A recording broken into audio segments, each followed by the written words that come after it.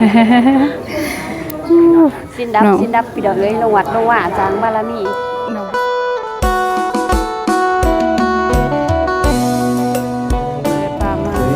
พี่น้อยเนาะกาอยู่วัดเนาะครับสินมาใส่บาตรสิน14 คำ15 คำพี่น้อยเนาะสิกว่าพิดว่าถือคำนบุษบาแล้วก็พี่เอ๋ยนุนาเนาะคนย่อถวายเครื่องใส่บาตรตอนนี้เนาะเอ๋ยนุนาแล้วก็ทางเด็กกับสาวๆเพิ่นเด้อสบายดีทุกคนเด้อเนาะยังย่อคันใส่บาตรอยู่พี่น้อยคันสนิทเองยังบ่ทันได้ย่อเนาะทางหน้าก็จะเป็นดอกบุษบาภาพบรรยากาศใส่บาตรเจทั้งหลายสิ่งกาลนานเถิดบุญหน่อยทั้งหลายขออุทิศบุญกุศลทั้งหลายเหล่านี้ให้แก่ทั้งพระบุรุษปิตามารดาพ่อเก่าแม่หลังเจ้ากรรมนายเวรเจ้าเกณฑ์ศรัทธาเจ้าที่เจ้าทางสัมภฤาษีพระแม่ธรณีมีพระคุณทั้งหลายขอจงได้รับบุญกุศลทั้งหลายเหล่านี้พวกข้าน้อยได้มาอุทิศในวันนี้ด้วยเถิดสาธุสาธุอนุโมทามิสาธุสาธุสาธุทุกขันจาจารังจาธรรมะเทศนาโลกานังการิสาสาธุอาเมนจะมาจับเด้อใช่ห้องเพชร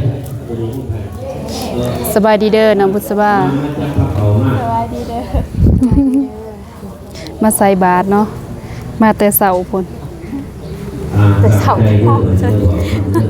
แต่เสานิดนี่สวยแล้วพี่น้องเอ้ยเนาะทางน้องบุษบาเพิ่นนี่สิไว้เพิ่นสิมากรเองเพิ่นตอนนี้ก็เพิ่นถวายผ้าขาวเป็นผ้าขาวใส่พระเวทนี่แหละจังหันสนิทบริเหตุพระเวทพี่น้องเนาะบ่ท่านตื่นสวยแน่สนิทก็ได้ด้วยบริเหตุพระเวทให้ทางเพิ่นผู้ล่วงลับไปนี่แหละเนาะนี่ก็สิเป็นภาพบรรยากาศในการใส่บาตรทางเขตชนบทลาวใต้พี่น้องเนาะมณีไสสัพพพุทธนาอาหารานิน้องดวงสบายดีเด้อสบายดีเด้อแต่ผู้สาวทางนั้นพี่น้องเอ้ยเนาะใส่บาตรมันสังฆสานิยาเทมาทุติยมปีตาติยมปีสนิทเบาแต่ดูหน้าสนิทเบาตั้งแต่สิ้น14 คำเพราะว่าเพิ่นลืมเด้เพิ่นมาใส่บาตร15 คำเลยเพ่งเลยเนาะ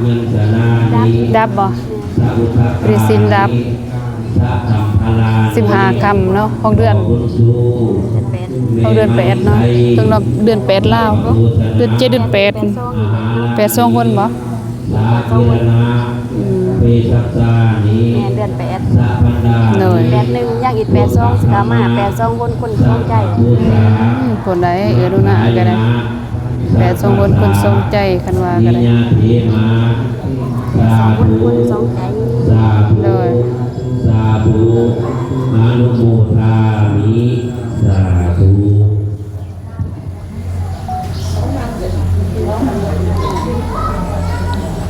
น้องบุษบามากับไผมากับปัสสายบ่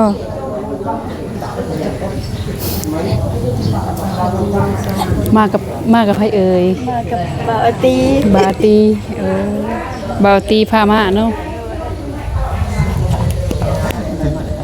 บาตีพามาพี่น้อยเนาะมากับไอ้บาตีเพิ่นออกมาก่อนสนิทอีกสนิทสาเติบกับเอ๋ยนู่นน่ะพี่น้อยเนาะก็เลยบ่ไหวแน่เลยโอเคสบายดีอีกครั้งเด้อไอ้พ่อแม่ FC เนาะทาง2น้องนิดมื้อนี้สบายดีอีกครั้งเด้อเนาะสวัสดีอีกครั้งเด้อ สินดับพี่น้องเอ้ยลงวัดลงว่าจางบารมี น้องบุษบา กุศล เอาไม้น้องบุษบามา ปลา กับ เป็น น้อง เปิ เพิ่ ด น ไม่อยู่บ่สนุก เปิดแต่ว่าโอ้ยขอจอเลื่อยอยู่เด้เปิดแต่เพิ่นน่ะเปิดแล้วเนาะตื่นแต่เช้าเลยน้องบุษบาเพิ่น โดยเที่ยงให้ตื่นแต่5 โมงเพื่อนได้แต่ซื้อเสื้อให้พี่น้องเอ้ยอยากซื้อ LC แต่ก็ซื้อบ่ได้ ได้แต่ เสื้อให้มันก็ถูกกว่า โดยได้แต่เสียงไห้เนาะ ทุกที่มีคุณทั้งหลายและเจ้ากรรมนายเวรทั้งหลาย มีความรู้สึกจะได้น้องบุษบามาใส่บาตรมื้อนี้ นะโมตัสสะ ทำบุญนำกันเนาะเอ้ย อะระหะโตสัมมาสัม เป็นพระเขา พุท เด้อเด้อ ธัส ท สะ ำศีลจะได้ทำประชาชน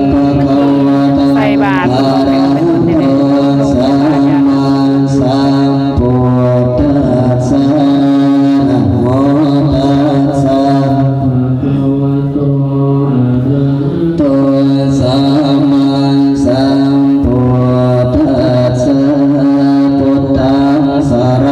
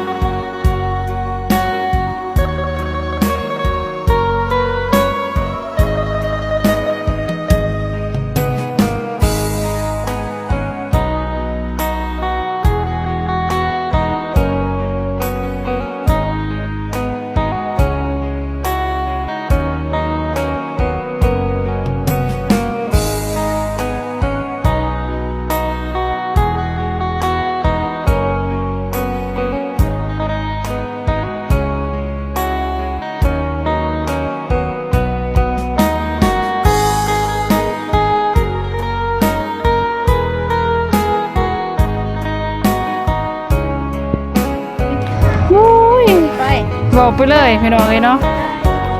ใครแน่อยู่พระอาจารย์เพิ่นก็สูตรทางเทิงพุ่นไม่บ่ได้เปิดเว้าลายเติบเลยสาวลาวใส่บาตรน้องบุษบาใส่เรียบร้อยแล้ว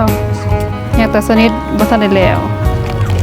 ลืมหน้าลืมหลังบ่จักผู้เดียวเด้มาวกเวกๆอยู่นี่แหละเนาะหัวหน้าฮะเพราะว่าเพิ่นใส่เบิดแล้วเนาะแต่ต้นภาพสิได้หลายก็หลายโพดพี่น้องเอ้ยเนาะย่านว่าสิตำกันเด้บัดนี้ก็เลยเอาภาพ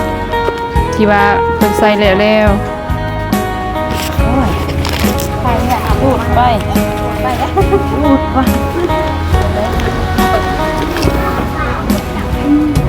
เปื่อนในที่นะฝนตกเลยทางเขตลาวครับเขตลาวใต้ลืมเปิดไม้อย่างที่พี่น้องเลยน้องบุษบาเพิ่น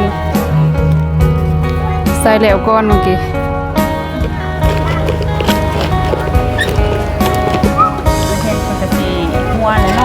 แม่ยังว่าแล้วลืมบาทนึงนี่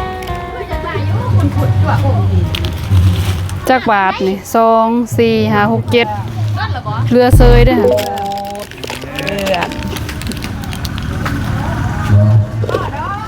เรียบร้อยบัดนี้พี่น้องเอ้ยเนาะ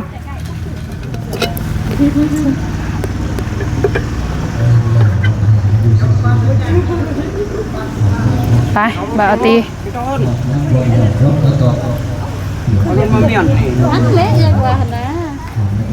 น้องบุษบาเปิดอยู่ว่าไม่ฮะสนิทกะเมื่อกี้กะเว้าไปผู้เดียวปากไปผู้เดียวว่าไปผู้เดียวเลยเนาะมั่มอยู่เมื่อกี้สุดท้ายแล้วก็ลืมเปิดไม้รู้น่ะครับเสียงไหนเศร้าเม็ด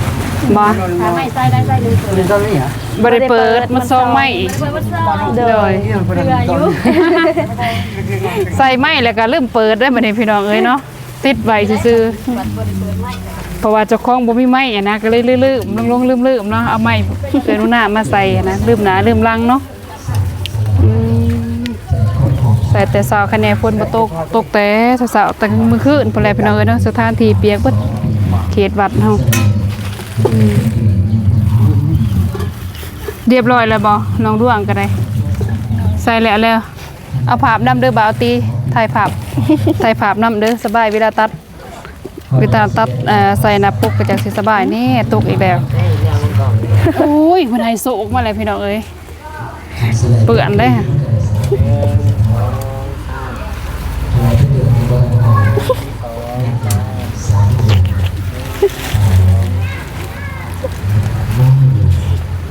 ใส่บาตรเอาบุญนำกันเด้อพี่พ่อแม่ FC บ่ว่าอยู่ภายในต่างประเทศเนาะทางน้องบุษบาซึกสิได้ไล่เติบอยู่สิปั้นอยู่เนาะบานสะอยู่เนาะเอาบุญเพื่ออยู่บ่เพื่อให้พ่อแม่อยู่เนาะโดยอันนี้ก็น้องดวงสาวดวงพระจันทร์ใส่บาตรนำกันมื้อนี้เลยมองให้มีน้องอีกบ่ธรรมศาสตร์วัดเพิ่นงามดีเนาะมาเรื่อยๆบ่น้องบุษบาไปบ่าวตีไปเบิ่งทั้งมาเบิ่งชมภาพบรรยากาศอยู่วัดโอ้เพิ่นเลี้ยงมีมองเพิ่นเลี้ยงป้าน้ำเนาะเอาวันพฤหัสลงกะปล่อยป้าน้ำแน่บัดนี้วันพุธนี่มื้ออื่นน่ะพี่เอื้อยเพิ่นดังบ่แม่นปล่อยป้าแล้วพี่น้องเอ้ยเนาะเกลือป้าเลี้ยงป้าเกลือป้าเนาะโอ้มีแต่ตัวใหญ่ๆทิมข้าวใส่ปอกๆนี่แล้วบ่มีหัวอาหารพี่น้องเอ้ยเนาะต่ำโอ้เขาจมไว้นี่เลยป้าย่างนี่มีแต่ปลาดุกบ่ต่ำโอ้ทุกหวัดแล้วบอกว่าเพิ่นกระยาคือกันเนาะเอาสวบกินอย่างใหญ่เลยตุ่มวัดเพิ่นก็มีน้องปล่อยป้าน้ำพี่น้อยเนาะผู้ใดที่ว่าอยากปล่อยทำบุญเนาะก็ปล่อยได้เพราะว่าเพิ่นเฮ็ดบอน น้องปล่อยป้านำพี่น้องเอ้ยเนาะ ก็ได้ ทางในก็สิมีป้าหยังแน่เนาะทางนั้น เฮาบ่ได้ไป โต๊ะขาวๆแน่เนาะพุ่นอยู่ในพุ่นเด้อนู่นน่ะเห็นบ่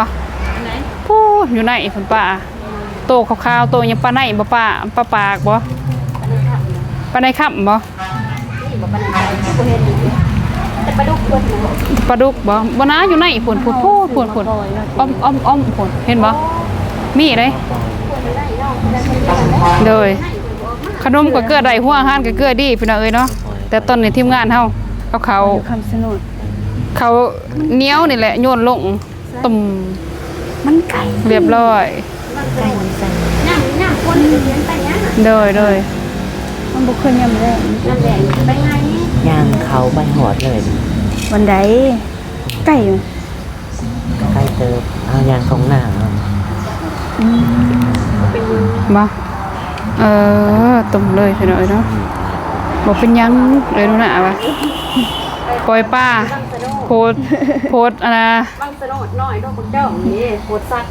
โพดสัตว์ผู้ใดสิปล่อยป้าก็ปล่อยเด้อบัดนี้สิ้นดับ15คำเนาะนู่นน่ะเพลง15คำสิ้นดับเนาะบ่แม่นสิ้นเพลงสนิทโอ้ยผิดๆถูกๆพี่น้องเอ้ยสิ้นดับ15คำไปฟังพระอาจารย์เพิ่นเทศนาไปหับพรเนาะไปบาวตีน้องบุษบาอยู่เทิงพุ่นแหละใส่วัดเพิ่นก็มีคือกันแล้วเนาะวัดแห่งนี้แหละที่ว่าทางผู้ใหญ่เพิ่นมาซอยแน่พี่น้องเอ้ยเนาะซื้อกระเบื้องให้วัดเพิ่นพอเพิ่นได้ส่วนห่มส่วนฝนเนาะถ้าบ่นี่โอ้คันบ่ทันได้มุ่งแล้วง่ายนี่อันนี้เดี๋ยวได้โดยโอ้เป็นโตสัตว์แบบอันนั้นพี่น้องเอ้ยเนาะยัน AI ติสิจับ มาจุ๊บบู ยัน AI สิจับพี่น้องเอ้ย คือคนคือมีชีวิตชีวามีวิญญาณแต่เดี๋ยวนี้ก็ยังบ่ฮู้เลยเดี๋ยวนี้สิบอก30แล้วบ่จ๊ะ มานั่งบัดนี้เรียบร้อยแล้วเนาะถ้าเจ้าเด้อแล้วเบิดเรียบร้อย อย่างกาแฟตัวมือนี่ผู้ใดแต้มงามอยู่แข่งเสกองเขาเลยเป็นญาติพี่น้องผู้ใดก็แนะนำมาเด้อมาสวยเด้อ โอเค ผู้ใดเป็นนักแต้มอยู่แข่งเสก หาพรนำกันเด้อให้พ่อแม่เนาะอย่านำให้เจ้ากรรมนายเวรเพิ่น เรวะปุระปะริปุเรนเตสัคารังเอวเมวะเหตุตินังเปตนังอุปกัปปติเอเจตังปฏิตังตมังเข็มเก็บยาดามนะเอเมนะปุญญกรรมเมนะอุปัสสยโกนุตตรายจาริโยปะการะจะมัตถะปิตาจันติมาราชาโกนวันตานาราเปจาพระมหาราชาเอนทาจาโตโรภะการาชาเทวตา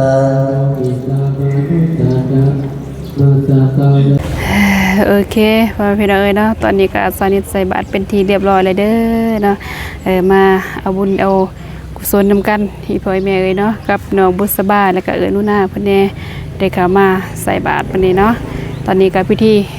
สำเร็จเรียบร้อยแล้วเนาะก่อนอื่นก็ขอบคุณเด้อทางพ่อแม่ FC สุคนเนาะบ่ว่าอยู่ภายในและก็ต่างประเทศพี่น้องเนาะที่เข้ามาชมคลิปเช้านี้แต่ต้นจนจบขอให้พ่อแม่จงมีแต่สุขภาพแข็งแรงความเจ็บอย่าได้ความไข้อย่าสุมีเนาะพบกันใหม่คลิปหน้าสำหรับคลิปนี้ขอกล่าวคำว่าสบายดีพี่น้องบ๊ายบาย